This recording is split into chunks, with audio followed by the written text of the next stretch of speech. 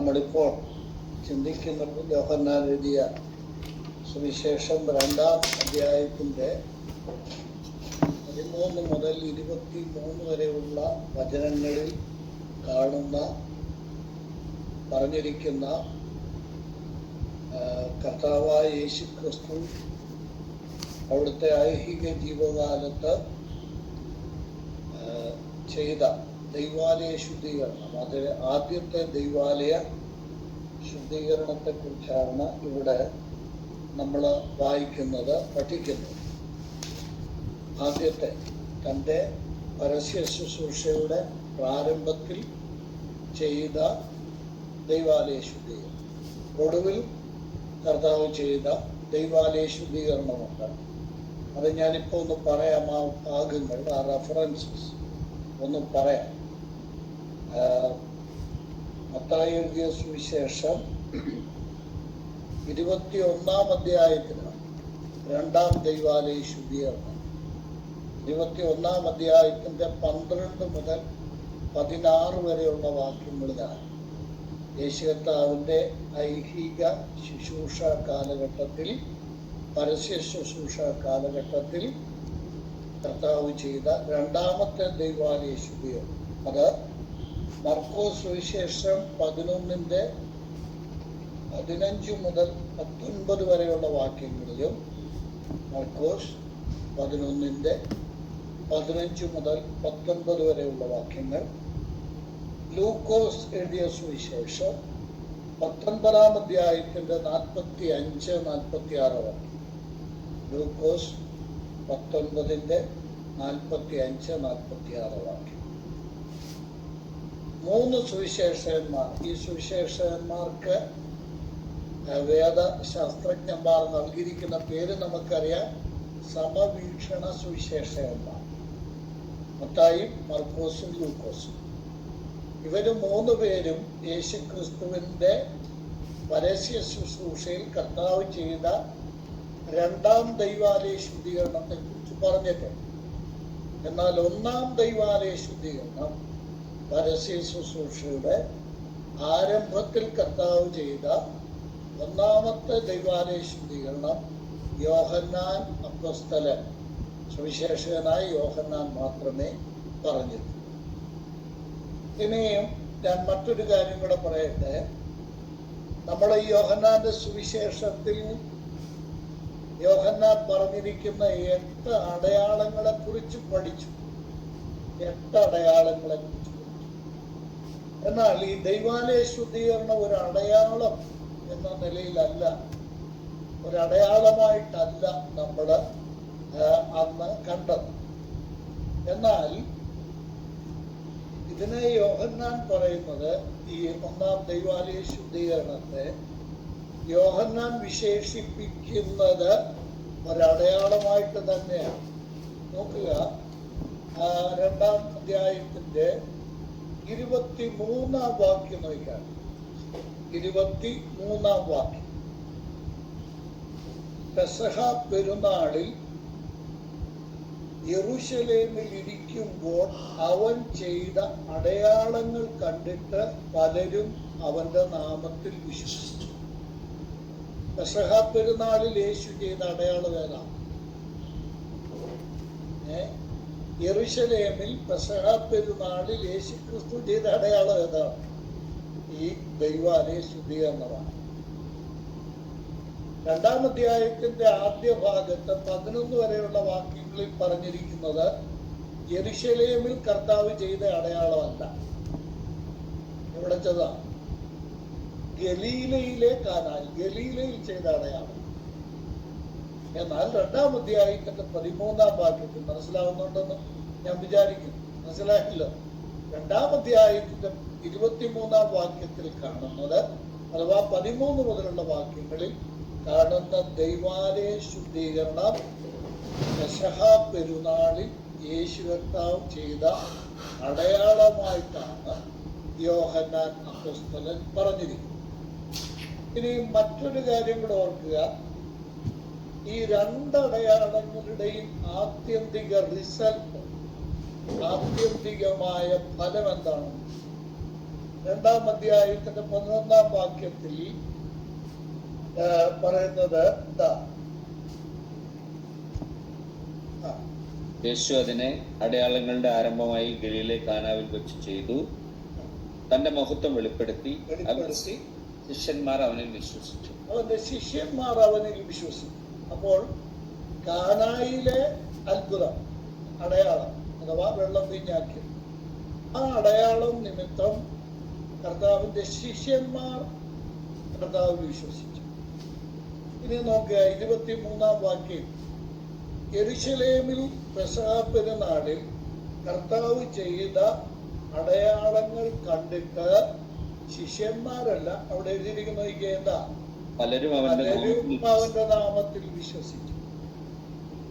അപ്പൊ ഈ 2 അടയാളങ്ങളുടെയും ആത്യന്തിക ഫലം, അൾട്ടിമേറ്റ് റിസൾട്ട് എന്ന് പറയുന്നത് കർത്താവായ യേശുവിൽ ആദ്യത്തെ അടയാളത്തിൽ ശിഷ്യന്മാർ വിശ്വസിച്ചു, 2-ാമത്തെ അടയാളത്തിൽ ആ ഉത്സവത്തിൽ വന്ന പലരും കർത്താവായ യേശുവിൽ വിശ്വസിക്കുവാൻ, കർത്താവായ യേശുവിന്റെ നാമത്തിൽ വിശ്വസിക്കുവാൻ ഇടയായി സാധിക്കും. 2 അടയാളങ്ങൾ തമ്മിൽ വേറൊരു വിധത്തിൽ നമ്മൾക്ക് ഈ 2 അടയാളങ്ങളെ പഠിക്കാനായിട്ട് നോക്കുക. 1-ാമത്തെ അടയാളത്തിൽ കർത്താവ് ചെയ്ത വെള്ളം വീഞ്ഞാക്കി എന്നുള്ള അടയാളത്തിൽ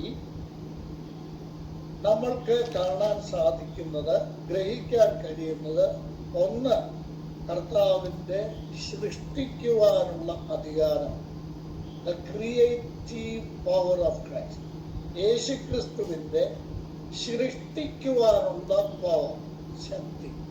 2, രൂപാന്തരപ്പെടുത്തുവാനുള്ള ശക്തി. ഈ 2 ശക്തികളാണ് നമ്മൾ ആ ഭാഗം പഠിച്ചപ്പോൾ അത് ഗ്രഹിച്ചതാണ്.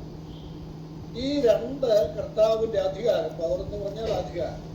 1 സൃഷ്ടിക്കാനുള്ള അധികാരം, 2 രൂപാന്തരപ്പെടുത്താനുള്ള, വെള്ളത്തെ വീഞ്ഞാക്കി മാറ്റാനുള്ള കർത്താവിന്റെ അധികാരം അഥവാ രൂപാന്തരപ്പെടുത്താനുള്ള. നമ്മൾ അത് ചിന്തിച്ചതായുണ്ട്, ഞാൻ ആവർത്തിക്കുന്നു. അതാണ് അവിടെ. എന്നാൽ ഈ 2-ന്റെ 13 മുതൽ 23 വരെ ഈ ഉള്ള വാക്യങ്ങളിൽ നമ്മൾ കാണുന്ന കർത്താവിന്റെ ഈ അത്ഭുതത്തിൽ യേശുക്രിസ്തുവിനെ നമ്മൾ കാണുന്നത്, ഞാനൊരു വചനം അതിന് ആധാരമായിട്ട് പറയാം. മത്തായി എഴുതിയ സുവിശേഷം 12-ാം അധ്യായത്തിന്റെ 6-ാം വാക്യം. മത്തായി സുവിശേഷം 12-ാം അധ്യായം. എന്നാൽ ദൈവാലയത്തെക്കാൾ വലിയവൻ ഇവിടെ ഉണ്ട് എന്ന് ഞാൻ നിങ്ങളോട് പറയും. യേശുക്രിസ്തു ദൈവാലയ ശുദ്ധീകരണത്തിലൂടെ വ്യക്തമാക്കിയ ഒരു മഹാസത്യമുണ്ട്. എന്താ? യേശുക്രിസ്തു ദൈവാലയത്തെക്കാൾ വലിയവനാണ്. യേശുക്രിസ്തുവിന്റെ സൃഷ്ടിക്കാനും രൂപാന്തരപ്പെടുത്തുവാനുമുള്ള ശക്തിയാണ്, അധികാരമാണ് വെള്ളം വീഞ്ഞാക്കിയതിലൂടെ വെളിപ്പെടുത്തിയതെങ്കിൽ യേശുക്രിസ്തു ദൈവാലയത്തെക്കാൾ വലിയവനാണ് എന്ന സത്യമാണ് ദൈവാലയ ശുദ്ധീകരണത്തിലൂടെ കർത്താവ് സ്ഥാപിച്ചത്. കർത്താവ് ദൈവാലയത്തെക്കാൾ വലിയവനാണ്.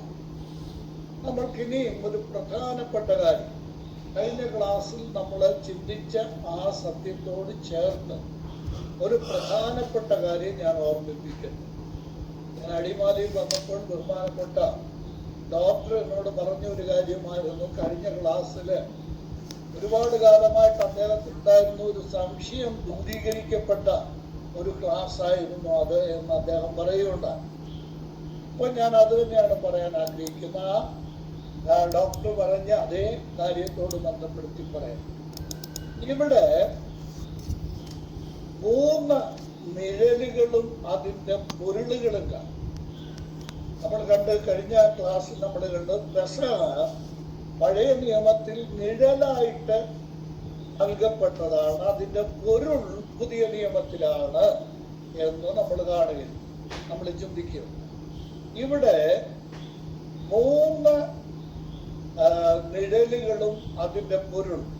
പഴയ നിയമത്തിൽ പറഞ്ഞിരിക്കുന്ന നിഴലുകളുടെ പൊരുളായ മൂന്ന് വസ്തുതകൾ ഈ ഭാഗത്ത്, ഈ 2-ാം അധ്യായത്തില് നമ്മുടെ ഇപ്പോഴത്തെ പാഠ്യഭാഗത്ത് പഠനഭാഗത്ത് 13 മുതലുള്ള വാക്യങ്ങൾ 23 വരെയുള്ള വാക്യങ്ങളിൽ 3 നിഴലുകളും അതിന്റെ പൊരുളും കാണും. ഒന്ന് നമ്മൾ കഴിഞ്ഞ ക്ലാസ്സിലോട് ചിന്തിച്ചത് പെസഹ എന്ന നിഴലും പിന്നെ അതിന്റെ പൊരുളും. 2, പഴയ നിയമത്തിൽ നൽകപ്പെട്ടിരിക്കുന്ന ഏറ്റവും പ്രധാനപ്പെട്ട ഒരു നിഴലാണ് ദൈവാലയം. യഹൂദന്മാർക്ക് നൽകപ്പെട്ട ദൈവാലയം പുതിയ നിയമത്തിലെ പൊരുളായ ദൈവാലയത്തിന് വഴിമാറുക. ഒന്ന് പെസഹ എന്ന നിഴലും പെസഹയുടെ പൊരുളായ കർത്താവായ യേശുക്രിസ്തു എന്ന ദൈവാട്ടിൻകുട്ടി. 2, പഴയ നിയമത്തിൽ ഇസ്രായേലിന് നൽകപ്പെട്ട ദൈവാലയവും പുതിയ നിയമത്തിലെ ദൈവാലയം, ഇത് നിഴലും പൊരുളുമാണ്. 3ാമത് മറ്റൊരു വസ്തുത കൂടെ ഇവിടെ കാണാൻ സാധിക്കുന്നു. എന്താണ്? നോക്കുക, അവിടെ ഈ 14-ാം വാക്യത്തിൽ കണ്ടോ, വേറൊരു നിഴലും അതിന്റെ പൊരുള് കാണാൻ കഴിയും. എന്തൊക്കെയാണ്? ദൈവാലയത്തിൽ കാള, ആട്, പ്രാവ്. ഇതെന്തിനാ? ദൈവാലയത്തിനകത്ത് കാളയും, നമ്മൾ ഇതൊക്കെ വായിച്ചു വിട്ടിട്ടുണ്ട്, നമുക്കറിയാം. കർത്താവ് ഇതിനെയെല്ലാം പുറത്താക്കി, ഇത് വിൽക്കാൻ വന്നവരെ കർത്താവ് പുറത്താക്കി നമ്മൾ ചിന്തിക്കുന്നുണ്ട്. എന്തിനാണ് ഈ കാളയെയും ആടിനെയും പ്രാവിനെയും ഇവിടെ കൊണ്ടുവന്നിരിക്കുന്നത്? അത് യാഗത്തിന് വേണ്ടിയാണ്, യാഗം കഴിക്കാൻ വേണ്ടിയാണ് കൊണ്ടുവന്നിരിക്കുന്നത്. അപ്പോൾ പഴയ നിയമത്തിലെ യാഗങ്ങളുടെ പൊരുളായ ഒരു യാഗം, അത് പുതിയ നിയമത്തിൽ നമുക്ക് കാണാം. അപ്പോൾ 3 നിഴലുകളും അതിന്റെ പൊരുളും ഈ ഭാഗത്തിന്റെ അടിസ്ഥാനത്തിൽ, ഇപ്പോൾ നമ്മൾ പഠിച്ചുകൊണ്ടിരിക്കുന്ന ഈ ഭാഗത്തെ അടിസ്ഥാനമാക്കി നമ്മൾക്ക് പഠിക്കാനായിട്ട് സാധിക്കും. എന്തൊക്കെയാണ്? ഒന്ന്, പെസഹ, അല്ലെങ്കിൽ പെസഹ എന്ന് മാത്രമല്ല, പെരുന്നാളുകൾ, യഹൂദന്മാർക്ക് കൊടുത്തിരിക്കുന്ന ഉത്സവം. ഞാൻ വളരെ എളിമയോടെ പറയട്ടെ, അപ്പോൾ തന്നെ വളരെ തെളിവായി പറയട്ടെ, പഴയ നിയമത്തിൽ പറഞ്ഞിരിക്കുന്ന യാതൊരു ഉത്സവങ്ങളും പുതിയ നിയമ വിശ്വാസികൾ ആചരിക്കാൻ പാടില്ല. അതിന്റെ കാരണം അവയെല്ലാം നൽകപ്പെട്ടിരിക്കുന്നത് നിഴലുകളായിട്ടാണ്. പുതിയ നിയമത്തിൽ അതിന്റെ പൊരുൾ വെളിപ്പെട്ട് കഴിഞ്ഞു, അത് യാഥാർത്ഥ്യമായി കഴിഞ്ഞു. 2ാമത്, ഈ ഉത്സവങ്ങൾ മാത്രമല്ല, യഹൂദന്മാരുടെ ഉത്സവങ്ങൾ മാത്രമല്ല, 2, ദൈവാലയം, അത് സംബന്ധിച്ച് പഴയ നിയമത്തിൽ നൽകപ്പെട്ടിരിക്കുന്ന ആ ദൈവാലയം പുതിയ നിയമത്തിലെ മഹത്തായ ചില സത്യങ്ങളെ വെളിപ്പെടുത്തുന്നതാണ്. 3ാമതായി ഇവിടെ പറഞ്ഞിരിക്കുന്ന ഈ യാഗങ്ങൾ, അത് പഴയ നിയമത്തിലെ നിഴലാണ്. പുതിയ നിയമത്തിൽ അതിന്റെ പൊരുൾ വെളിപ്പെട്ട് കഴിഞ്ഞിരിക്കുന്നത് കൊണ്ട് ഇനി യാഗങ്ങൾ പ്രസക്തമല്ല. അക്ഷരീകമായ ഉത്സവങ്ങളോ അക്ഷരീകമായ ദൈവാലയങ്ങളോ അക്ഷരീകമായ യാഗങ്ങളോ പുതിയ നിയമ വിശ്വാസികൾക്ക് ബാധകമല്ല. കാരണം അവയെല്ലാം ക്രിസ്തുവിലും സഭയോട് ബന്ധപ്പെട്ടും വിശ്വാസികളോട് ബന്ധപ്പെട്ട് നിവൃത്തിയായിരിക്കുന്നത് കൊണ്ട് അവയൊന്നും ഇന്ന് ആചരിക്കാനുള്ളതല്ല. അവയെല്ലാം ഇന്ന് ആത്മീക അർത്ഥത്തിൽ അനുഭവിക്കുവാനുള്ളതാണ്. അതോടെ ഞാൻ പറയാം, ആചരിക്കാനുള്ളതല്ല, അവയെല്ലാം ആത്മീക അർത്ഥത്തിൽ ആചരിക്കുവാൻ വേണ്ടിയുള്ളതാണ്. ഇന്ന് ഞാൻ ഇത് പഠിക്കാനായിട്ട് ശ്രമിച്ചപ്പോൾ പ്രിയപ്പെട്ടവരെ, ഞാൻ അതിശയോക്തിയായിട്ട് പറയുകയല്ല. ഈ ദൈവാലയം എന്നുള്ളത് ഒരു വലിയ പുസ്തകം ചമയ്ക്കത്തക്ക വിധത്തിലുള്ള ആത്മീക സത്യങ്ങളുടെ കൂമ്പാരമാണ് ഈ ഒരൊറ്റ വിഷയത്തിലുള്ള. ഇന്ന് ഇവിടെ നമ്മൾ കാണുന്ന ഈ ദൈവാലയ ശുദ്ധീകരണത്തോട് ബന്ധപ്പെട്ട് ദൈവാലയം എന്ന വിഷയം സംബന്ധിച്ച് നമ്മൾക്ക് അത്യാവശ്യം പഠിക്കേണ്ട ചില കാര്യങ്ങൾ ഞാനൊന്ന് ഓർമ്മിപ്പിക്കുന്നു. ഞാനത് ഇങ്ങനെ ഒന്ന് വിഭജിക്കാം. നിങ്ങൾ എഴുതിയിട്ടാൽ മതി, നിങ്ങൾ പിന്നീട് പഠിക്കണം. എഴുതിയിട്ടാൽ പോരാ, പിന്നീട് പഠിക്കണം. ഒന്ന്, ദൈവാലയം പഴയ നിയമത്തിൽ.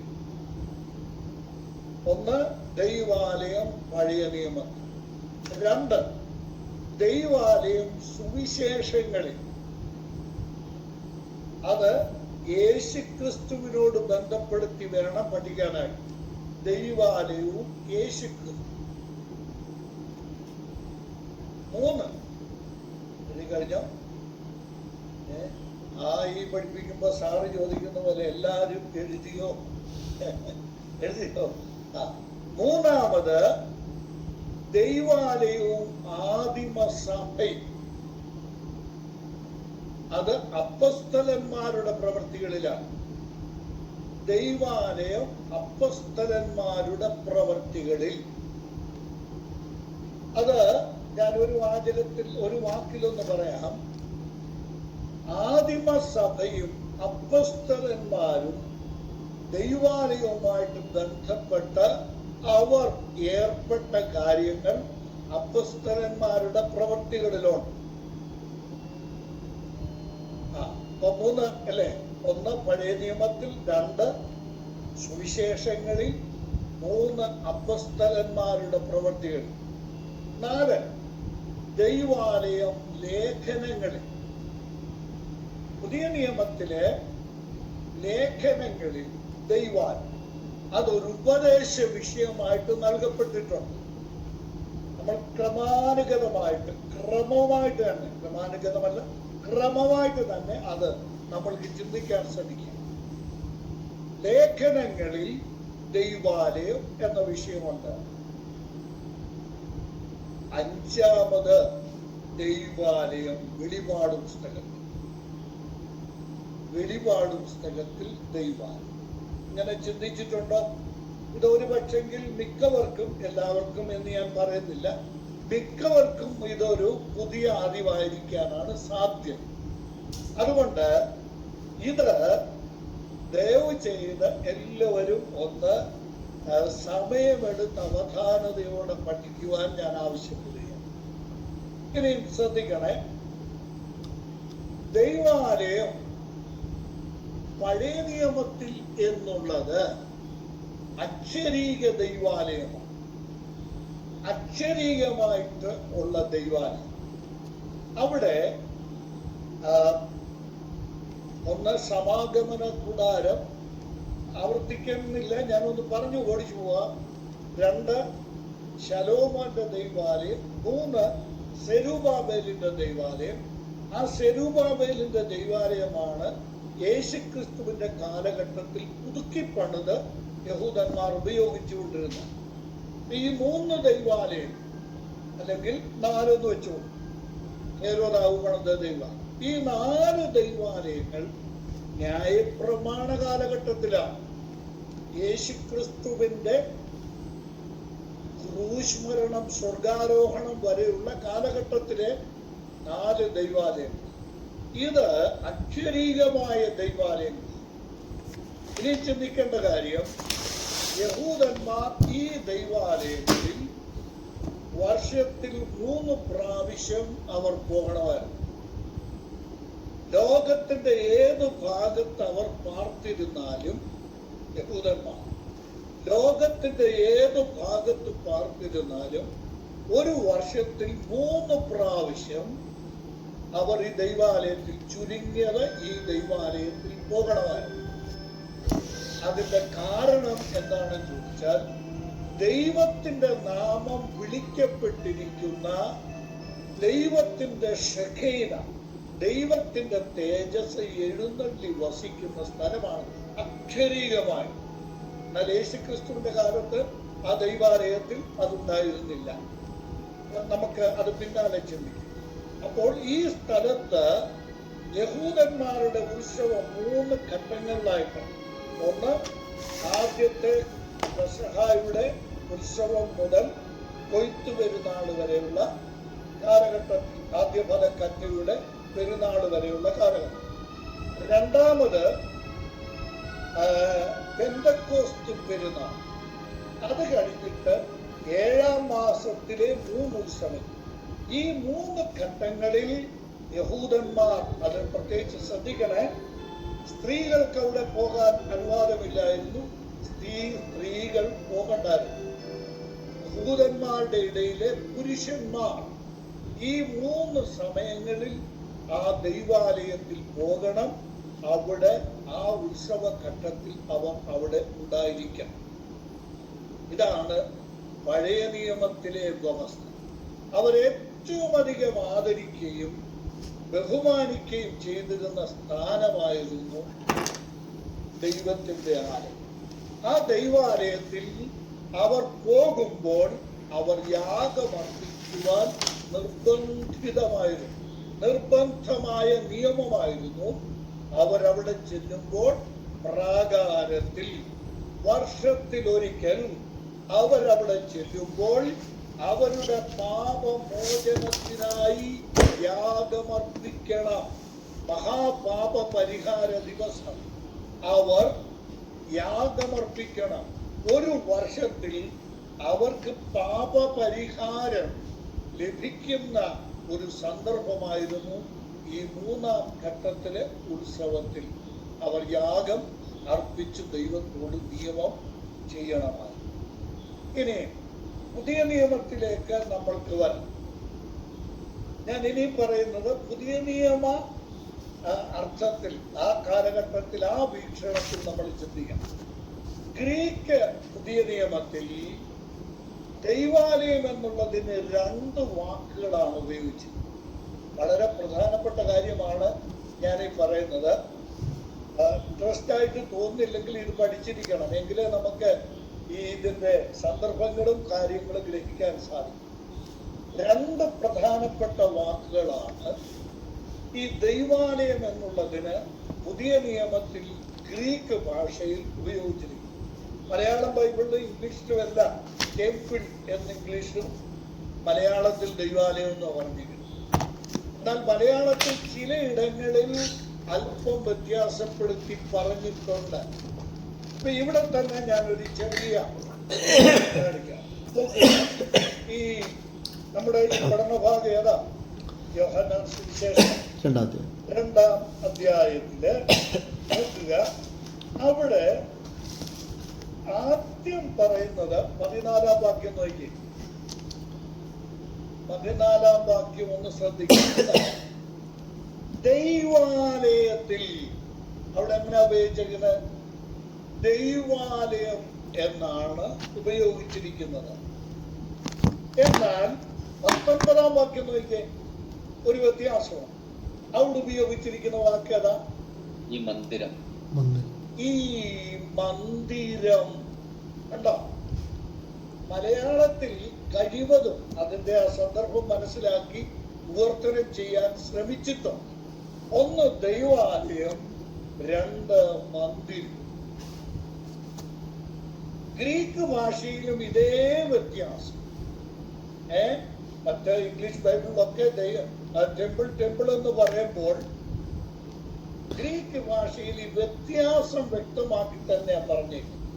1, ഗ്രീക്ക് ഭാഷയിലെ വാക്ക് നായൂസ് എന്നുള്ള വാക്ക്, ഒരു വാക്ക് ദൈവാലയത്തിന് ഉപയോഗിച്ചിരിക്കുന്ന ഒരു വാക്ക് നായോസ്, NAOS, നായോസ് എന്നുള്ള വാക്കാണ് ഉപയോഗിച്ചിരിക്കുന്നത്.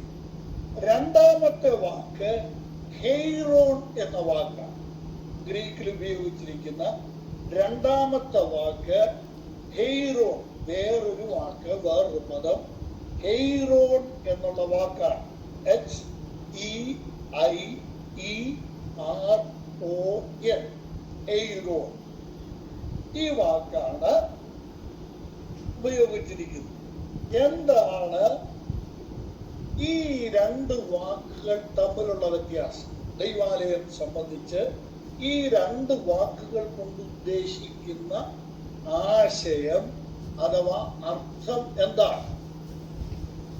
വളരെ പ്രധാനപ്പെട്ട ഒരു കാര്യമാണ് ഞാൻ ഈ പറയുന്നത്. ഈ നായോസ് എന്ന് പറഞ്ഞാൽ യഹൂദ ദൈവാലയത്തിന്റെ രണ്ട് ഭാഗങ്ങൾ ഉദ്ദേശിച്ചാണ് പറയുന്നത്. ഇനി എല്ലാവരും ഇതൊക്കെ ചിന്തിച്ചിട്ടുണ്ടോ, പഠിച്ചിട്ടുണ്ടോ? യഹൂദന്മാരുടെ ദൈവാലയത്തിന് 3 ഭാഗങ്ങളാണ്. എല്ലാവരും എഴുതിക്കോളൂ. യഹൂദന്മാരുടെ ദൈവാലയത്തിന് 3 ഭാഗങ്ങളാണ്. 3 ഭാഗങ്ങളായിട്ടാണ് തിരിച്ചിരിക്കുന്നത്. ഇവിടെ സംബന്ധിക്കുന്ന ചിലർക്ക് ഇതൊക്കെ വളരെ ലളിതമാണ്. നമ്മുടെ വർഗീസോനോ അതുപോലുള്ള ജീസോനോ പിന്നെ ഷൈജബ്രനൊക്കെ ഇതൊക്കെ വളരെ ലളിതമായിരിക്കും. 3 ഭാഗങ്ങളാണ്. രാജു ബ്രനൊക്കെ ഇത് വളരെ ലളിതമായി. എന്താ ആ 3 ഭാഗങ്ങൾ ഏതൊക്കെയാണ്? 1 പ്രാഗ, 2 വിശുദ്ധ സ്ഥലം, 3 അതിവിശുദ്ധ സ്ഥലം. യഹൂദ ദൈവാലയത്തെ, ഇസ്രായേലിന്റെ ദൈവാലയത്തെ ഈ 3 ഭാഗങ്ങളായിട്ടാണ് തിരിച്ചിരിക്കുന്നത്. കേൾക്കണേ. എന്നോട് എല്ലാവരും, ഞാൻ കഴിഞ്ഞ ദിവസം വ്യാഴാഴ്ച ഞങ്ങള് അടിമാലി വന്ന് നേർക്ക് നേർ കണ്ടുള്ള ഒരു മീറ്റിംഗ് ആയിരുന്നെങ്കിൽ ഞാൻ എല്ലാവരെയും കൊണ്ടൊന്ന് പറയിപ്പിക്കാൻ, അപ്പൊ അത് പറയാൻ പറ്റില്ല. ആ 3 ഭാഗ്യങ്ങൾ ഏതൊക്കെയാണ്? 1 പ്രാകാരം, 2 വിശുദ്ധസ്ഥലം, 3 അതിവിശുദ്ധസ്ഥലം. ഈ സൗരന്മാരും പ്രത്യേകം ശ്രദ്ധിക്കണേ.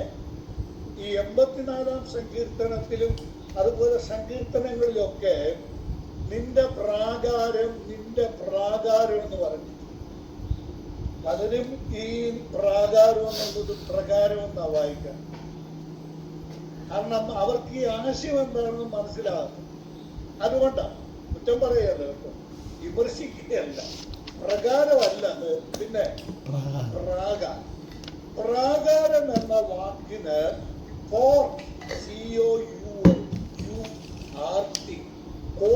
അഥവാ മുറ്റം എന്നാണ് അർത്ഥം. ഇസ്രായേലിന്റെ ദൈവാലയത്തിന്റെ ആദ്യ ഭാഗം പ്രാകാരം. ആ പ്രാകാരത്തെ ഉദ്ദേശിച്ചല്ല നായോസ് എന്ന വാക്ക് പറഞ്ഞിരിക്കുന്നത്. ഗ്രീക്കിലെ നായോസ് എന്നുള്ള വാക്ക് ആ പ്രാകാരത്തെ ഉദ്ദേശിച്ചല്ല പറഞ്ഞിരിക്കുന്നത്. പിന്നെ വിശുദ്ധ സ്ഥലത്തെയോ അതിവിശുദ്ധ സ്ഥലത്തെയോ, ഈ രണ്ടിനെ ഉദ്ദേശിച്ചെന്ന് പറഞ്ഞു എന്ന് വിചാരിക്കരുത്. ഒന്നുകിൽ വിശുദ്ധ സ്ഥലത്തെ അല്ലെങ്കിൽ അതിവിശുദ്ധ സ്ഥലത്തെ ഉദ്ദേശിച്ചാണ് ഈ നായോസ് എന്നുള്ള വാക്ക് പറഞ്ഞിരിക്കുന്നത്. ഈ നായോസില് ഞാൻ അതിന്റെ എത്ര പ്രാവശ്യം പറഞ്ഞിട്ടുണ്ടെന്ന്, എവിടെയൊക്കെ പറഞ്ഞിട്ടുണ്ടെന്നും ഒക്കെയുള്ള കാര്യങ്ങളൊക്കെ നോട്ട് ചെയ്തിട്ടുണ്ട്. അതൊന്നും ഇപ്പൊ ഇവിടെ വലിയ പ്രസക്തമല്ലാത്തതുകൊണ്ട് ഞാൻ പറയുന്നില്ല. ഈ നായോസ് എന്ന് പറയുന്ന വിശുദ്ധ സ്ഥലത്ത്, കേൾക്കണേ,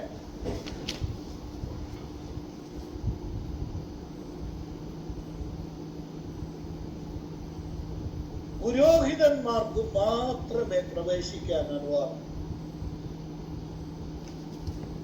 മറന്നുപോകരുത് തന്നു. ഇതൊക്കെ അടിസ്ഥാനപരമായിട്ട് പഠിച്ചിരിക്കേണ്ട കാര്യം. അതും പുരോഹിതന്മാർ എന്ന് പറഞ്ഞാൽ ആരാ? ലേവി ഗോത്രത്തിൽപ്പെട്ട പുരോഹിതന്മാർക്ക് മാത്രമേ ഈ നായോസ് അഥവാ വിശുദ്ധ സ്ഥലത്ത് പ്രവേശിക്കുവാൻ അനുവാദമുണ്ടായിരുന്നു. ഒരൊറ്റ സാധാരണക്കാരനും ഈ വിശുദ്ധ സ്ഥലത്തിലേക്ക്, അഥവാ ഇസ്രായേലിന്റെ 12 ഗോത്രങ്ങളിൽ ഈ ലേവി ഗോത്രത്തിനല്ലാതെ ബാക്കി 11 ഗോത്രങ്ങൾക്കും ഈ സ്ഥലത്തേക്ക് പ്രവേശനം ഉണ്ടായിരുന്നില്ല, അനുവാദം ഉണ്ടായിരുന്നു. ഞാൻ ഒരു ഉദാഹരണം പറയാം.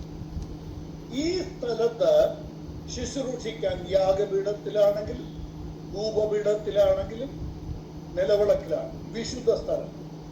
ഈ മൂന്ന് സ്ഥലത്തും ഈ മൂന്ന് ഉപകരണങ്ങളോട് ബന്ധപ്പെട്ടും ശുശ്രൂഷ ചെയ്യാൻ ലേവി ഗോത്രത്തിലെ പുരോഹിതന്മാർ മാത്രമേ വിശുദ്ധ സ്ഥലത്ത് കയറാൻ പാടുള്ളൂ. ഒരു ഉദാഹരണം ഞാൻ പറയാമെന്ന് പറഞ്ഞില്ല. എന്നാൽ ഈ നിയമം ലംഘിച്ച് ഒരു യഹൂദ രാജാവ്, ആ രാജാവിന്റെ പേര് പറയാം, ഉസിയാ. 2 ദിനവൃത്താന്തങ്ങൾ 26-ാം അധ്യായത്തിൽ ഉസിയാവ് എന്ന രാജാവ്, യഹൂദ രാജാവ്, അദ്ദേഹം യഹൂദ ഗോത്രക്കാരനായ ഈ രാജാവ് തന്റെ നിഗളവും അഹങ്കാരം വെച്ചുകൊണ്ട് ലേവി ഗോത്രത്തിലെ പുരോഹിതന്മാർ മാത്രം അർപ്പിക്കേണ്ട ധൂപവർഗവുമായിട്ട്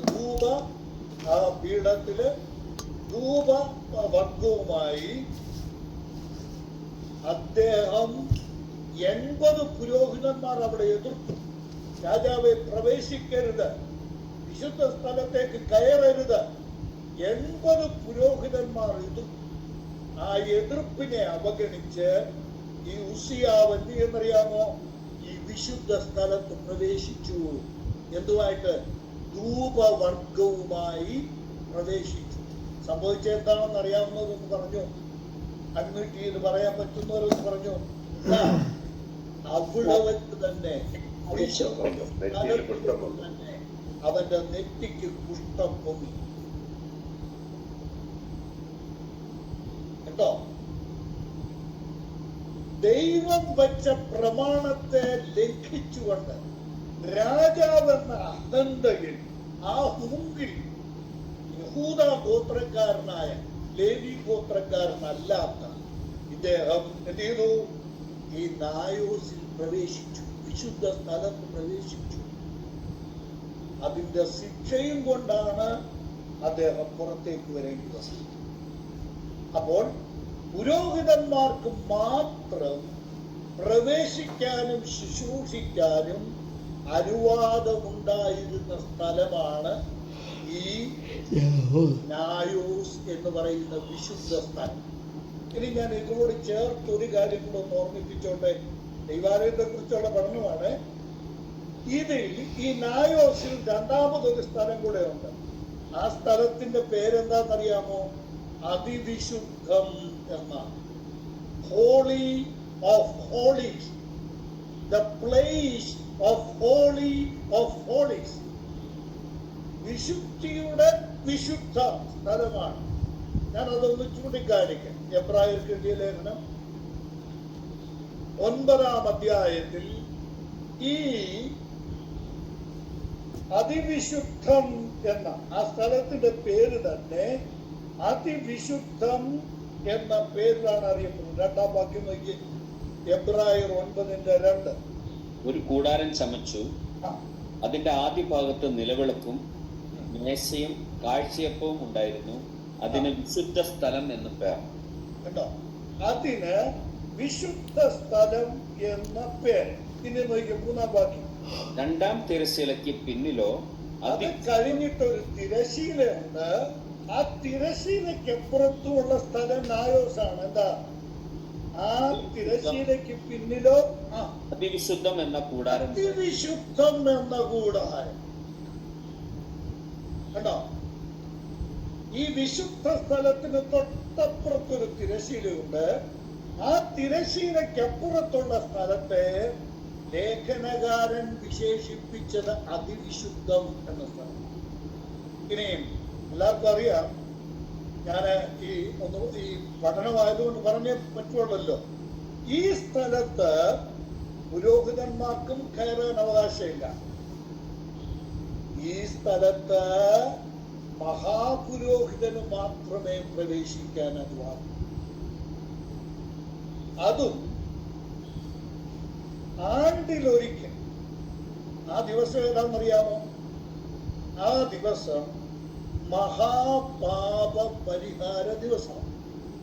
മഹാപാപ പരിഹാര ദിവസത്തിൽ യാഗപീഠത്തിൽ, എവിടെ? പ്രാകാരത്തിൽ വന്ന് യാഗപീഠത്തിൽ തന്റെ പാപത്തിന്റെ പരിഹാരത്തിനും ജനത്തിന്റെ പാപത്തിന്റെ പരിഹാരത്തിനും യാഗമർപ്പിച്ചിട്ട്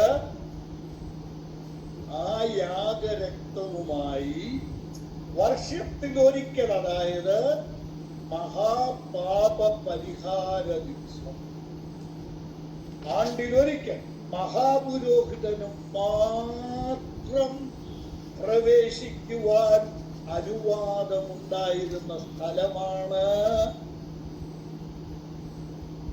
അതിവിശുദ്ധം എന്നറിയപ്പെടുന്നത്, അഥവാ അതിവിശുദ്ധ സ്ഥലം എന്ന നായോസ്. ഈ രണ്ട് സ്ഥലത്തെയും വിശേഷിപ്പിച്ചത് നായോസ് എന്നുള്ള വാക്കുകൊണ്ടാണ്. ഇനി നമ്മൾക്ക് അല്പം കൂടെ വിശദമായിട്ട് അടുത്ത വാക്കിനെ കുറിച്ച് ചിന്തിക്കും. അടുത്തത് ഏത് വാക്കാണ്? ആരെങ്കിലും അഡ്മിറ്റ് ചെയ്ത് പറഞ്ഞാൽ ശ്രദ്ധിക്കും. എന്നുള്ള വാക്കാണ്. ഇതേതാണ് ഈ ഹെയ്റോൺ എന്ന സ്ഥലം. ഹെയ്റോൺ എന്ന സ്ഥലവും വേർതിരിക്കപ്പെട്ട സ്ഥലം, വിശുദ്ധ സ്ഥലമാണ്. ഈ വിശുദ്ധം എന്ന വാക്ക് വേദപുസ്തകത്തിൽ ഉപയോഗിച്ചിരിക്കുന്ന അർത്ഥം വ്യക്തമായിട്ട് മനസ്സിലാക്കണം. എന്ന് പറഞ്ഞാൽ യാതൊരു മാലിന്യവും ഇല്ലാത്ത സ്ഥലം അല്ലെങ്കിൽ വ്യക്തി എന്നുള്ള അർത്ഥത്തിലല്ല. വിശുദ്ധം എന്നുള്ള വാക്ക് വേർതിരിക്കപ്പെട്ട സ്ഥലമെന്നാണ്. വേർതിരിക്കപ്പെട്ട വ്യക്തിയായാലും വേർതിരിക്കപ്പെട്ട സ്ഥലമായാലും അതിനെ ഉദ്ദേശിച്ച് പറയുമ്പോൾ ഉപയോഗിക്കുന്ന വാക്കാണ് ഹോളി, അഥവാ വിശുദ്ധം എന്നുള്ള ആ സ്ഥലം. വിശുദ്ധി എന്ന് പറയുന്ന ആ പ്രയോഗം അതിനെ ഉദ്ദേശിച്ചാണ്. ഈ ഹെയ്റോണും വേർതിരിക്കപ്പെട്ട സ്ഥലമാണ്. പ്രത്യേകമായ അതിരുണ്ട്, അതിന് നിയമിക്കപ്പെട്ട ഒരു അതിർത്തിയുണ്ട്. ആ സ്ഥലത്തെയാണ് ഈ ഹെയ്റോൺ എന്ന് പറയുന്നത്. ഈ നായോസിൽ നിന്ന് ഇതിനുള്ള വ്യത്യാസം എന്താണെന്നറിയാമോ? അവിടെ സാധാരണ ജനങ്ങൾക്ക് പ്രവേശിക്കാൻ പറ്റും. ഇസ്രായേലിലെ ആർക്കും പ്രവേശിക്കാൻ അനുവാദമുള്ള സ്ഥലമാണ് ഈ ഹെയ്റോൺ, അഥവാ അതിന് വേറൊരു വാക്ക് പറഞ്ഞാൽ പ്രാകാരം എന്ന വാക്കാണ്.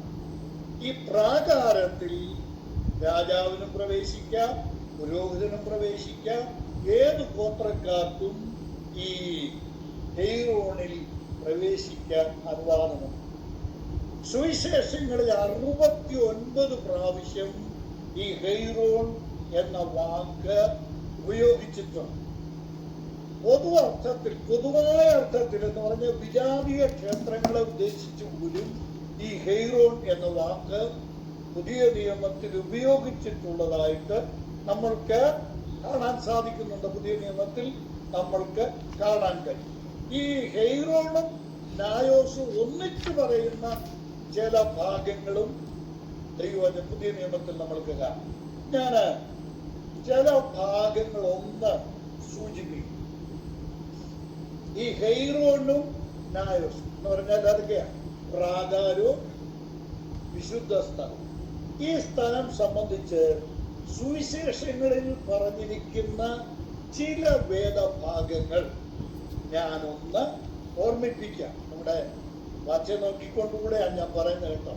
സമയം എനിക്കറിയാം, ആ സമയത്തിനുള്ളിൽ കാര്യങ്ങൾ തീർക്കുകയും ചെയ്യണമെന്ന്. ഒന്ന്,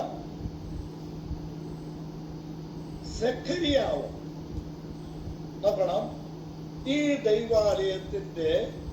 ദൈവാലയത്തിൽ ശുശ്രൂഷിക്കാൻ ചെന്നപ്പോഴാണല്ലോ യോഹന്നാന്റെ ജനനത്തെ കുറിച്ചുള്ള ദൈവദൂതന്റെ അരുളപ്പാട് തനിക്ക് ലഭിക്കുന്നത്. ബൈബിള് എല്ലാവരും എടുത്താണ്. ലൂക്കോസ് എഴുതിയ സുവിശേഷം 1-ാം അധ്യായം 9-ാം വാക്യം. ലൂക്കോസ് 1-ാം അധ്യായത്തിന്റെ 9-ാം വാക്യം. പൗരോഹിത്യ മര്യാദ പ്രകാരം കർത്താവിന്റെ മന്ദിരത്തിൽ ചെന്ന് ധൂപം കാട്ടുവാൻ അവന് നറുക്ക് വന്നു. മലയാളത്തിൽ അത് കൃത്യം പറഞ്ഞിട്ടുണ്ട് അല്ലേ? എവിടാ? ആ 1-ാം അധ്യായത്തിന്റെ 9-ാം വാക്യം കണ്ടോ? മന്ദിരത്തിൽ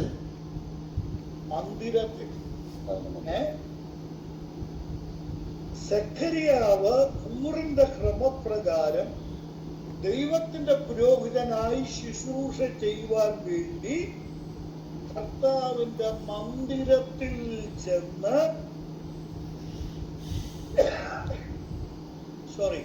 ധൂപം കാട്ടുവാൻ അവൻ നടക്കുക.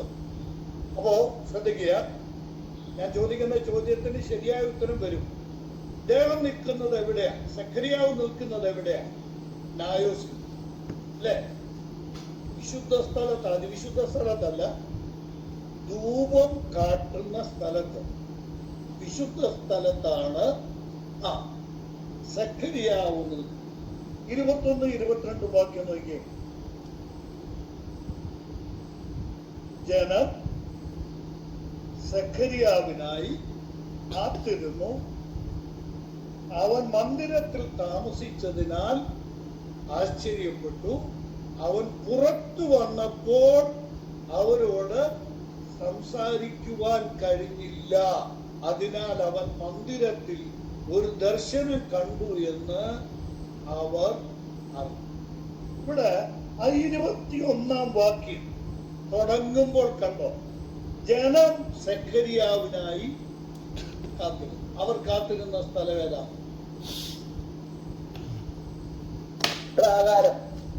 പ്രാകാരത്തിനകത്ത്.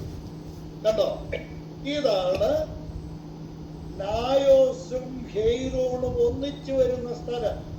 സെഖരിയാവ് നായോസിലാണ്, വിശുദ്ധ സ്ഥലത്താണ്. ജനം കാത്തിരുന്നത്, സെഖരിയാവിനെ കാത്തിരുന്നത് എവിടെയാ? പ്രാകാരത്തിൽ കാത്തിരുന്നു. അവർക്ക് ഈ നായോസിൽ കയറുവാൻ അനുവാദം ഇല്ല. ഇനി നമ്മുടെ കർത്താവായ യേശു ക്രിസ്തു ജനിച്ചു കഴിഞ്ഞു.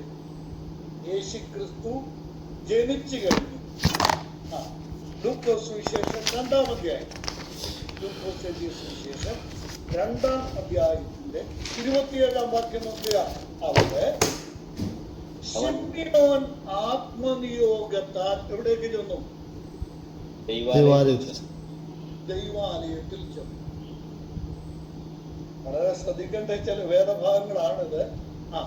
ദൈവാലയത്തിൽ ശിമ്യോൻ ആത്മനിയോഗത്താൽ ചെന്നു. ഈ ദൈവാലയം ഏതാ?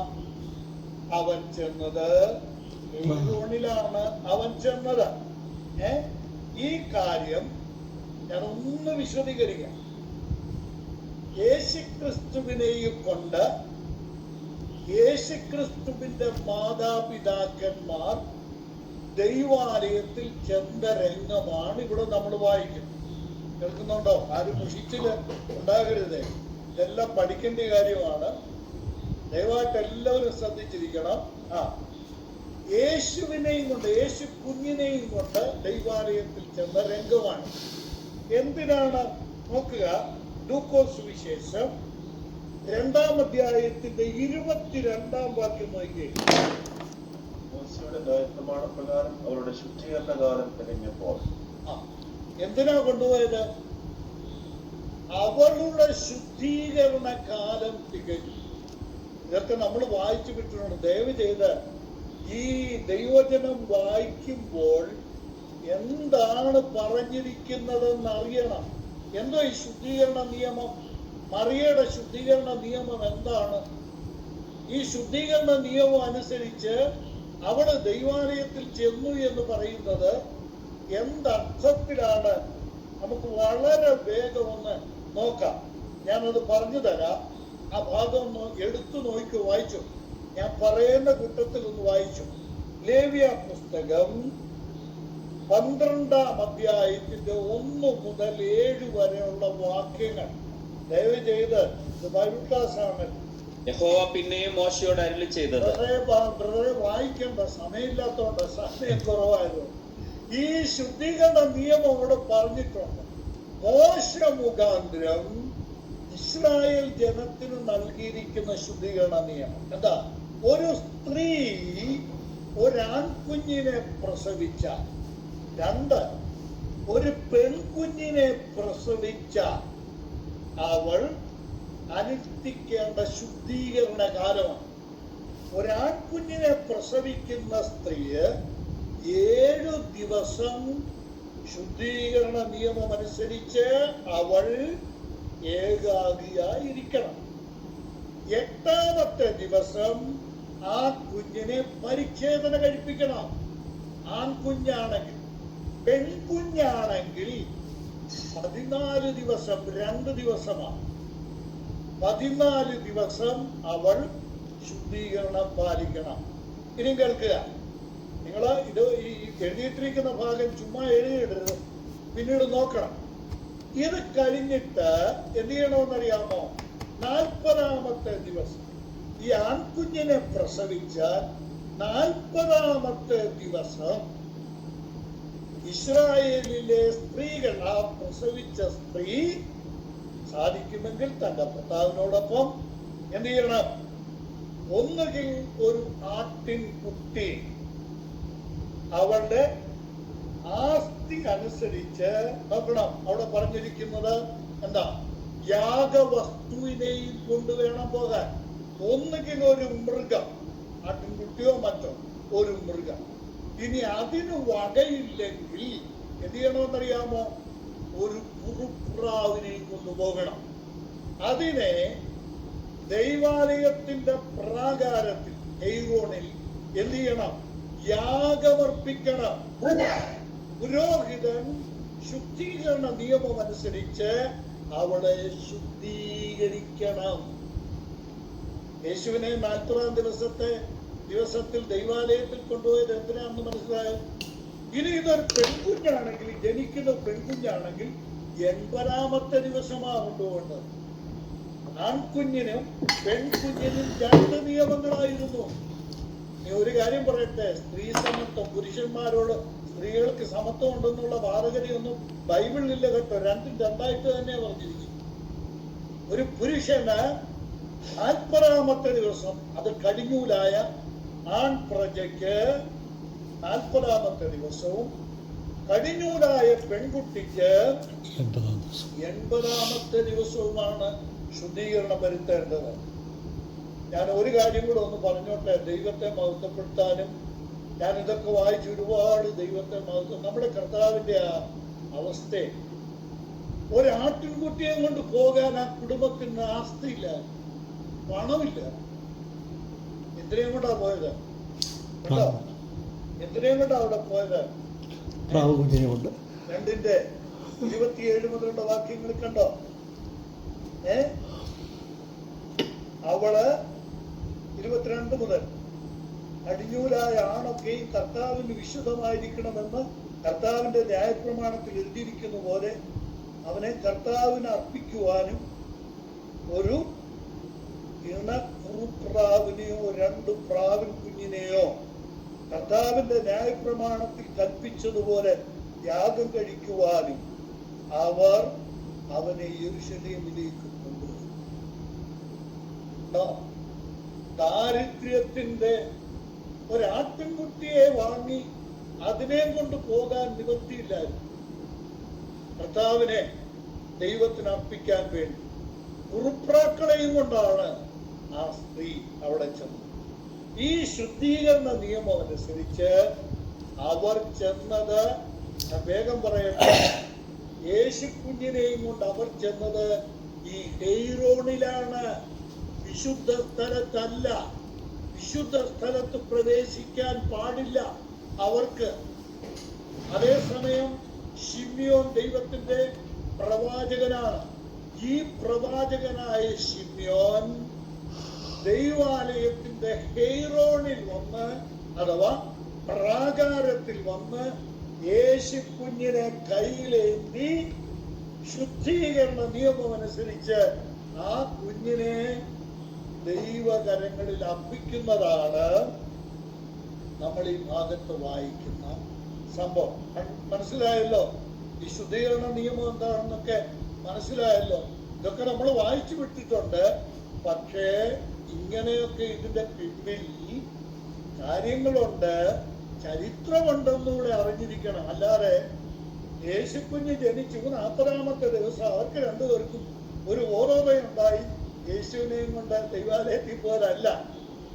മോശെ കൽപ്പിച്ച ശുദ്ധീകരണ നിയമം അനുസരിച്ച് യേശു എന്ന കടിഞ്ഞൂർ കുഞ്ഞിനെ, കടിഞ്ഞൂർ പ്രജയെ ദൈവത്തിന് സമർപ്പിക്കാൻ വേണ്ടിയാണ് അവർ ദൈവാലയത്തിൽ ചെന്നത്, ഹെറോണിൽ ചെന്നു.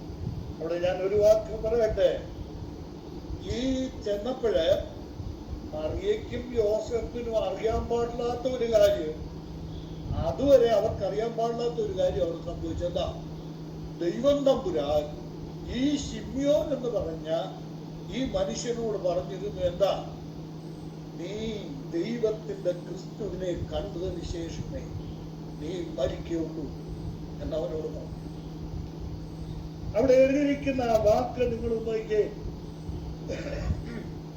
നമ്മൾ ആദ്യം വായിച്ചത് 27-ാം വാക്യം. ആത്മനിയോഗത്താൽ,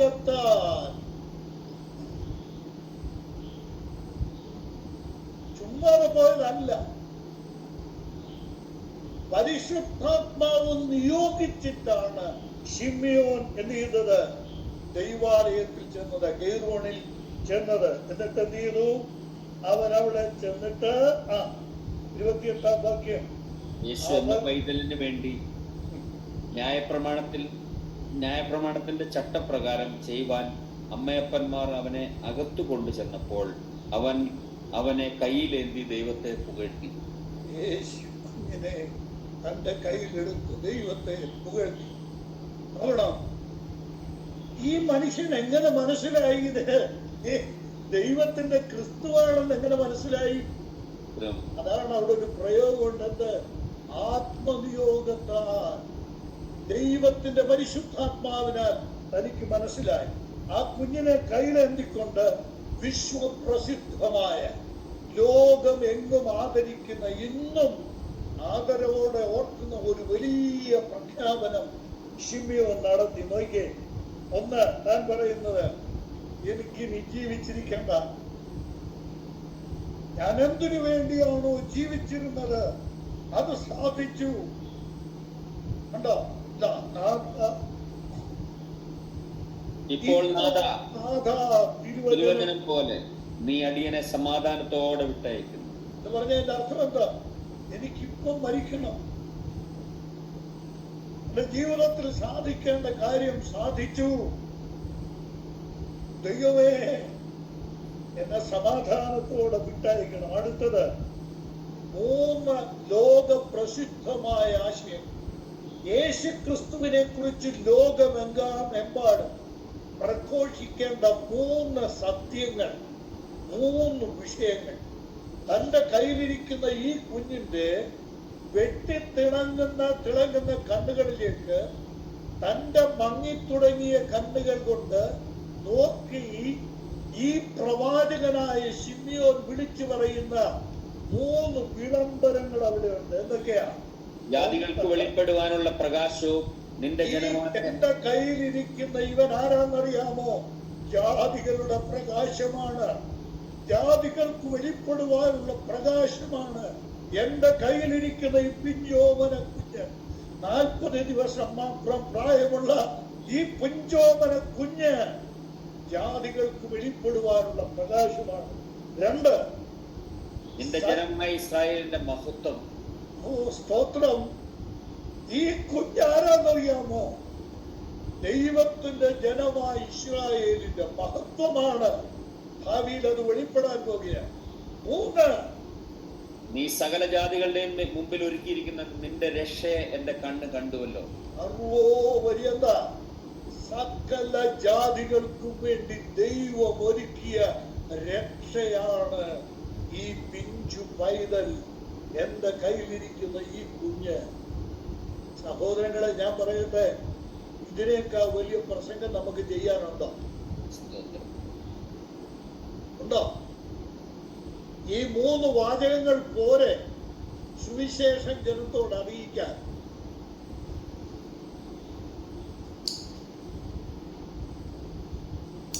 ഇത് യേശു കുഞ്ഞിനെയും കൊണ്ട്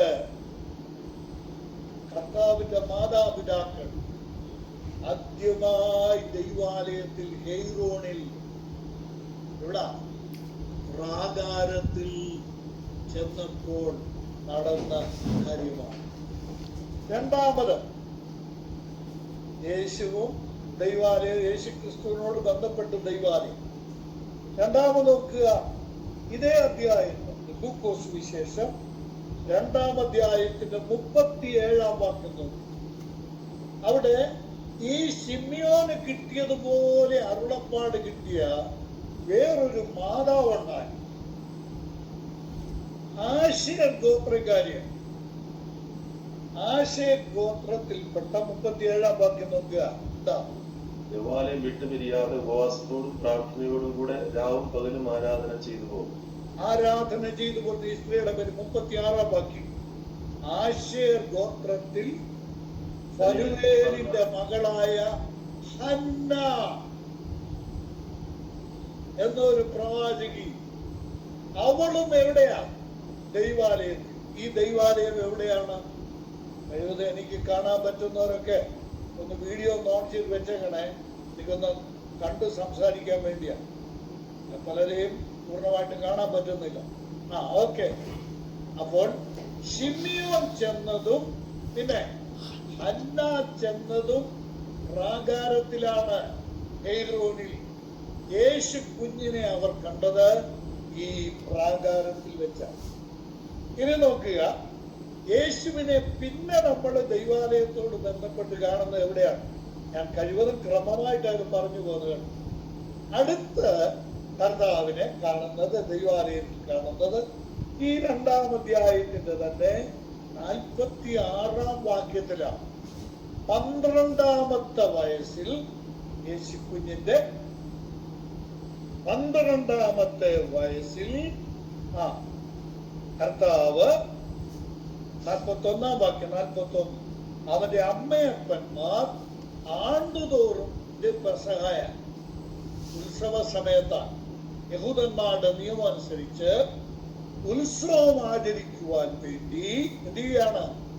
പെസഹായിൽ യെരൂശലേമിലേക്ക് പോയി ദൈവാലയത്തിൽ കർത്താവായ യേശുവുമായിട്ട് ചെല്ലും.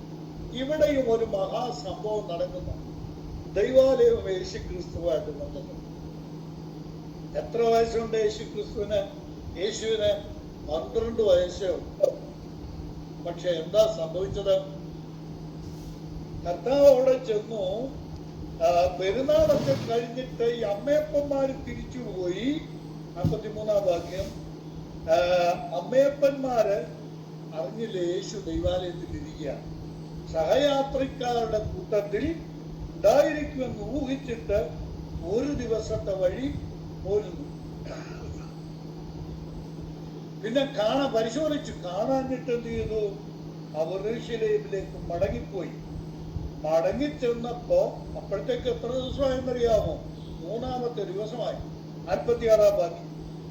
3 നാൾ കഴിഞ്ഞ ശേഷം അവൻ ദൈവാലയത്തിൽ ഉപദേഷ്ടാക്കന്മാരുടെ നടുവിലിരിക്കുന്നതും പിന്നെ അവരുടെ ഉപദേശം കേൾക്കുകയും പിന്നെ അവരോട് ചോദിക്കുകയും ചെയ്യുന്നത് കണ്ടു. അവന്റെ വാക്ക് കേട്ടവർക്കെല്ലാവർക്കും അവന്റെ വിവേകത്തിലും ഉത്തരങ്ങളിലും വിസ്മയം തോന്നി. 12-ാമത്തെ വയസ്സിൽ ആ ദൈവാലയത്തിലെ മഹാ പണ്ഡിതന്മാരെ യേശു പഠിപ്പിക്കുകയാണ്. യേശു കർത്താവ് സത്യങ്ങൾ പഠിപ്പിക്കുകയാണ്. ഇനി നോക്കുക, കർത്താവിനോട് ഈ അമ്മയപ്പന്മാർ പരാതി പറഞ്ഞു. നീ എന്തായി കാണിച്ചെന്ന് ചോദിച്ചപ്പോ പറഞ്ഞു, ഈ ദൈവാലയം ആരുടെയാണെന്നറിയാം? എന്റെ പിതാവിനുള്ളതാണ്. ഉണ്ടോ? ദൈവാലയത്തിന്റെ മഹത്വം യേശു വ്യക്തമാക്കുകയാണ്. നിങ്ങൾ എന്റെ അപ്പനും അമ്മയാണ്. പക്ഷെ ഞാനിപ്പോ ഇരിക്കുന്നത് എന്റെ അപ്പനുള്ളിടത്താണ്. എന്റെ പിതാവിനുള്ളതിലാണ് ഞാൻ ഇരിക്കുന്നത്. നിങ്ങളുടെ അവിടെ അല്ല ഞാൻ ഇരിക്കേണ്ടത്, ഞാൻ ഇരിക്കേണ്ട സ്ഥലം ഇതാ, എന്റെ പിതാവിനുള്ളതിൽ ഞാൻ ഇരിക്കേണ്ടതല്ലയോ. 12-ാമത്തെ വയസ്സിൽ യേശു ദൈവാലയം. ഇനി നോക്കുക, ഉപദേഷ്ടാക്കന്മാരുടെ നടുവിൽ കർത്താവ് ഇരിക്കുന്ന രംഗമാണ്. ഇനി നമുക്ക് വളരെ വേഗം പെട്ടെന്ന് ഈ നമ്മുടെ പഠനഭാഗത്തേക്ക് ഈ പഠനഭാഗത്തേക്ക് വരുന്നതിന് മുമ്പ് യേശുവിനെ പിന്നെ നമ്മൾ കാണുന്നത് എവിടെയാണെന്നറിയാമോ? ദൈവാലയത്തോട് ബന്ധപ്പെട്ട് മത്തായി സുവിശേഷം 4-ാം അധ്യായത്തിന്റെ 5-ാം വാക്യം നോക്കി. ഇത് ഒരു അല്പം നമുക്ക് പഠിക്കാനായിട്ട് തന്നെ ബുദ്ധിമുട്ടുള്ള ഒരു സ്ഥലമാണ്. യേശുക്രിസ്തു പിശാചിനാൽ നടത്തപ്പെടുമോ? ഉണ്ടോ? 4-ാം അധ്യായത്തിന്റെ 5-ാം വാക്യം. പിന്നെ പിശാച് അവനെ വിശുദ്ധ നഗരത്തിൽ കൊണ്ടുപോയി ദേവാലയത്തിന്റെ അഗ്രത്തിന്മേൽ നിർത്തി അവനോട്. പിശാച് വിളിക്കുന്നിടത്തോട്ട് യേശു പോകും.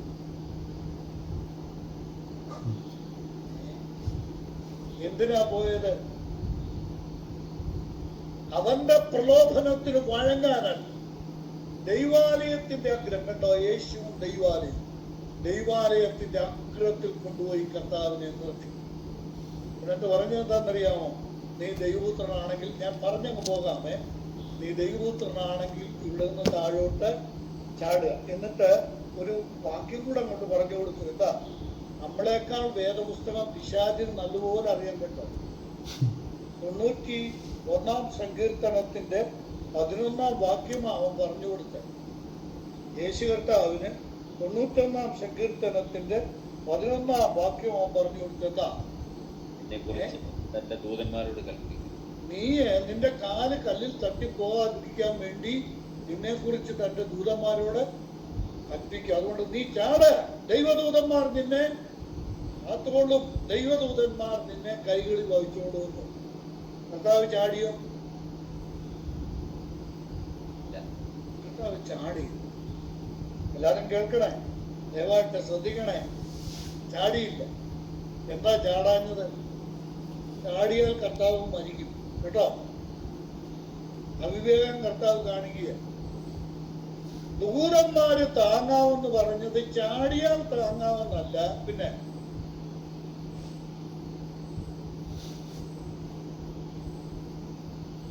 നമ്മള് കാണിക്കുന്ന അവിവേകത്തിനൊക്കെ ദൈവം തമ്പുരാൻ താങ്ങിക്കോളുമെന്നും പറഞ്ഞ് ആരും ചാടിക്കളെ. ചാടിയാൽ താങ്ങാവെന്നല്ല പറഞ്ഞത്, വീണാൽ താങ്ങാവുന്നതാണ് കേട്ടോ. കർത്താവ് പിശാചിനെ ജയിച്ചു, കർത്താവ് ചാടി. ഇതാണ് യേശുക്രിസ്തുവും ദൈവാലയവുമായിട്ടുള്ള മറ്റൊരു രംഗം. ഇനി നോക്കുക, 21-ാം അധ്യായത്തിൽ കുരുടന്മാരും ഞാൻ പറഞ്ഞു പോവുകയാണ്, സമയം തീരാറായതുകൊണ്ട്. കുരുടന്മാരും മുടന്തന്മാരും ദൈവാലയത്തിൽ യേശുവിന്റെ അടുക്കൽ വന്നു. ഇത് കർത്താവിന്റെ ഐഹിക ജീവകാലത്തിന്റെ അന്ത്യ ആഴ്ചയിലാണ് ഈ സംഭവം നടക്കുന്നത്. കർത്താവിന്റെ അടുക്കൽ വന്നു. എവിടെ? ദൈവാലയത്തിൽ കർത്താവിന്റെ അടുക്കൽ വന്നു. കർത്താവ് അവരെ സൗഖ്യമാണ്. ഈ ദൈവാലയം കൊണ്ട് കഴിഞ്ഞ നാളുകളിൽ ലഭിക്കാത്ത ഉപകാരം യേശുക്രിസ്തു മുഖാന്തരം ലഭിക്കുകയാണ്. 24-ാം അധ്യായം മത്തായി 24-1 കുറിച്ചിട്ടോ. നിങ്ങൾ തന്നെ അവിടെ ഒരു സന്ദേശമൊക്കെ ഉണ്ട്, അത് നിങ്ങൾ തന്നെ ഉണ്ടാക്കിക്കോ. എന്താ? 24-ാം അധ്യായത്തിന്റെ 1-ാം വാക്യം, അവൻ ദൈവാലയം വിട്ടുപോകുമ്പോൾ, യേശു ദൈവാലയം വിട്ടുപോയി. കർത്താവിന് ദൈവാലയത്തോട് അടുത്ത് നിൽക്കാൻ കഴിയാതെ കർത്താവ് ദൈവാലയം വിട്ടുപോകുന്നു. മനസ്സിലാക്കണേ, യേശുക്രിസ്തു ദൈവാലയത്തെ കുറിച്ച് നമ്മൾ പഠിക്കുമ്പോൾ കർത്താവ് ആ ദൈവാലയം വിട്ടുപോകുകയാണ്. ഇത് കർത്താവായ യേശുവിന്റെ ജീവിതത്തിന്റെ അവസാന സമയത്താണ്. ഈ സമയത്ത് നോക്കണം, ശിഷ്യന്മാര് കർത്താവ് ഒലിവുമലയിലേക്ക് പോകുമ്പോൾ ആ ദൈവാലയത്തെ ചൂണ്ടിക്കാണിച്ചിട്ട് ആ ശിഷ്യന്മാര് പറഞ്ഞു, എത്ര മനോഹരമാണ് ദൈവാലയം, 46 ആണ്ടുകൊണ്ട് ഹേരോദാവ് പണിത ഈ മഹാദൈവാലയം കണ്ടോ, അതെത്ര സുന്ദരമാണ്, എത്ര മനോഹരമാണ്. സ്തോത്രം, സ്തോത്രം. ഞാൻ ചുമ്മാ സ്തോത്രം പറഞ്ഞതല്ല, രാജു സാറ് പറഞ്ഞതുപോലെ, നേരത്തെ പറഞ്ഞതുപോലെ ഞാൻ അഡ്വാൻസ് സ്തോത്രം പറയുക. എന്താണെന്നറിയാമോ? കർത്താവ് പറഞ്ഞു, ഇതിന്മേൽ കല്ലിന്മേൽ കല്ല് ശേഷിക്കയില്ല, അതിന്റെ നാശം കർത്താവ് പ്രവചിച്ചു. ഈ ദൈവാലയം ശൂന്യമാകും, നിന്റെ ഭവനം ശൂന്യമാകും. ലൂക്കോസ് 19-ാം അധ്യായം. നിന്റെ ഭവനം ശൂന്യമാകും, ഇതിങ്കൽ കല്ലിന്മേൽ കല്ല് ശേഷിക്കയില്ല എന്ന് കർത്താവ് ആ സമയത്ത് ആ ദൈവാലയത്തിന്റെ ഭാവി പറയുന്നു.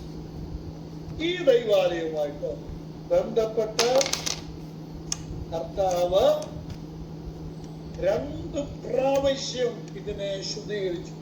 ഞാനത് പിന്നാലെ വ്യക്തമാക്കിക്കോളാം.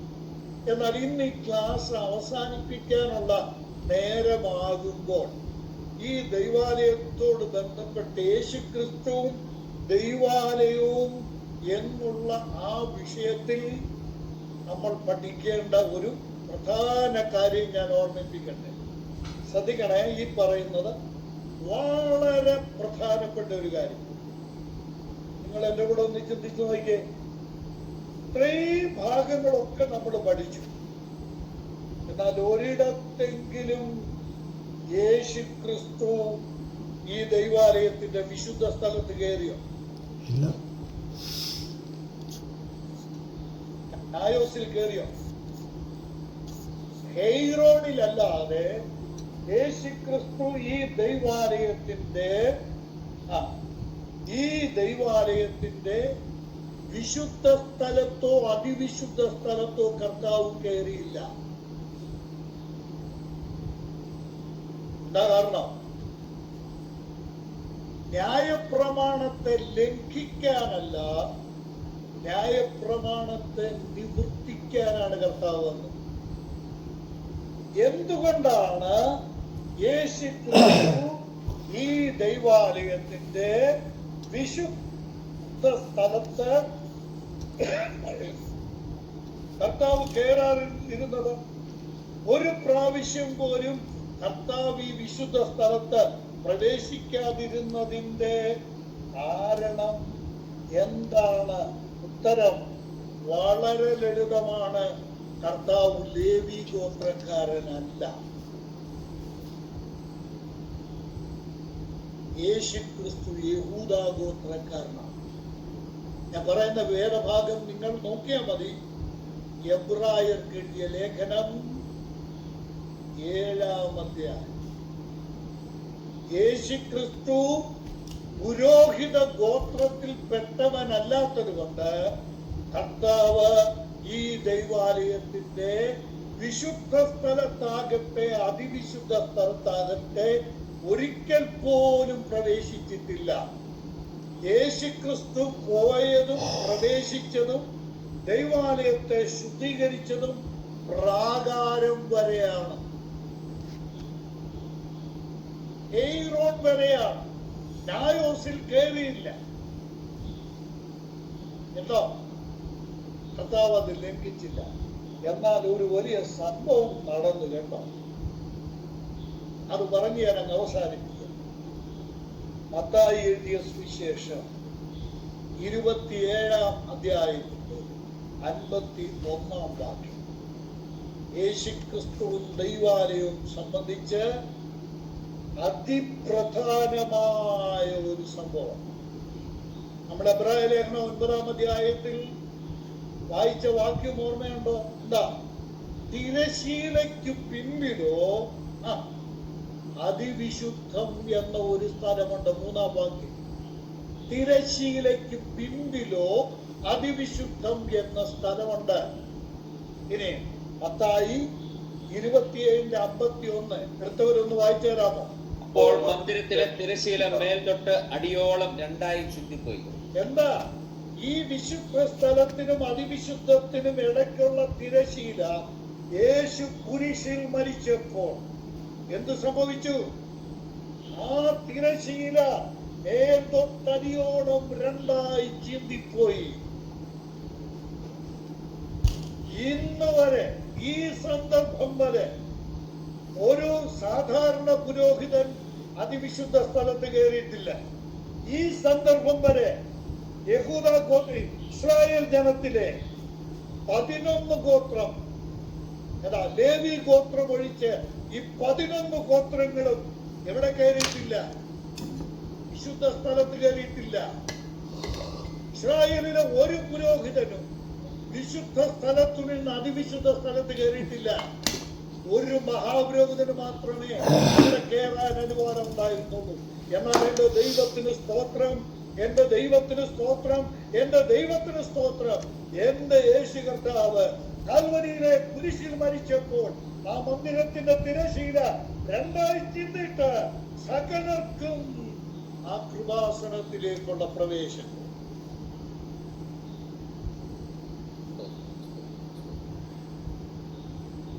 മനസ്സിലായോ? യേശു ക്രിസ്തു ദൈവാനെ.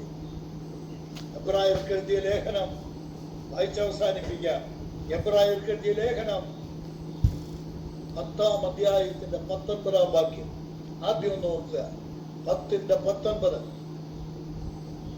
അതുകൊണ്ട് സഹോദരന്മാരെ, യേശു തന്റെ ദേഹമെന്ന തിരശീലയിൽ കൂടെ നമുക്ക് ഒരു വഴി പ്രതിഷ്ഠിച്ചു. എങ്ങോട്ട്? അതിവിശുദ്ധ സ്ഥലത്തേക്ക്, കൃപാസനത്തിലേക്ക്. ഇന്നും ആ തിരശീലയിട്ട് വേർതിരിച്ചിരിക്കുന്ന ന്യായപ്രമാണത്തിനോട് കൂറ് പുലർത്തുന്നവരോട് ഇന്ന് രാത്രി ഞാൻ ഓർമ്മിപ്പിക്കട്ടെ, യേശു കീറിയത് തുന്നിച്ചേർക്കരുത്.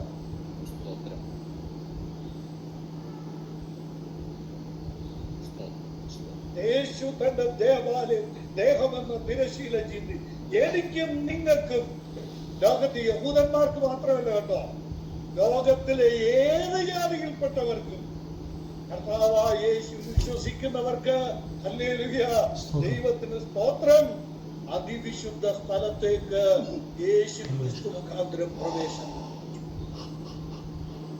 അതുകൊണ്ട് നീ വായിക്കുക 4-ാമത്തെ എബ്രായർക്ക് എഴുതിയ ലേഖനം 4-ാം അധ്യായത്തിന്റെ 16-ാം വാക്യം. അതുകൊണ്ട് കരുണ ലഭിക്കുവാനും തത്സമയത്ത് സഹായത്തിനുള്ള കൃപ പ്രാപിക്കാനുമായി നാം ധൈര്യത്തോടെ പറയരുത് കേട്ടോ, ഇനിയും പറയലൊന്നും വേണ്ട കേട്ടോ. ധൈര്യത്തോടെ കൃപാസനത്തിനടുത്ത് ചെല്ലുക. ഈ ദൈവാലയത്തിലെ വിശുദ്ധ സ്ഥലത്തേക്ക്, അതിവിശുദ്ധ സ്ഥലത്തേക്ക് നമ്മൾക്ക് പ്രവേശനം. ഏതായി അതിവിശുദ്ധ സ്ഥലം? ഈ ഭൗതിക ദൈവാലയം, അക്ഷരീക ദൈവാലയം എന്നേക്കുമായി മാറ്റപ്പെടുകയും സ്വർഗീയ ദൈവാലയം സ്ഥാപിക്കപ്പെടുകയും ചെയ്തു. ഈ സൃഷ്ടിയിൽ ഉൾപ്പെടാത്ത വലിപ്പവും തികവുമേറിയ വലിയൊരു ദൈവാലയത്തിൽ ശുശ്രൂഷിക്കുവാനുള്ള പൗരോഹിത്യം, രാജകീയ പുരോഹിത വർഗം. നമ്മൾ ഇന്ന് പുരോഹിതരാണ്. സ്തോത്രം. വലിയ ദൈവാലയത്തിലേക്ക് ശുശ്രൂഷയ്ക്ക് വേണ്ടി വിളിച്ചാക്കപ്പെട്ട ദൈവജനത്തിന്റെ മഹത്തരമായ അനുഭവത്തെ ഓർത്ത് ദൈവത്തിന് ഉള്ളു തുറന്ന് സ്തോത്രം പറയാനുള്ള സന്ദർഭമാണിത്. നിഴലായ ദൈവാലയം മാറ്റപ്പെട്ടു, ഉരുളായ ദൈവാലയം ആവിധമാക്കപ്പെട്ടു.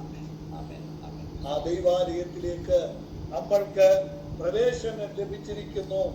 ഈ വലിയ പ്രവേശനം തന്ന കർത്താവിന് സ്തോത്രം ചെയ്യാം, സ്തുതി ചെയ് മനമേ എന്നുള്ള ഭാഗമുണ്ടല്ലോ. അതിനകത്ത് ഒരു സ്ഥാനം അഡ്മിറ്റ് ചെയ്യണമെന്നില്ല,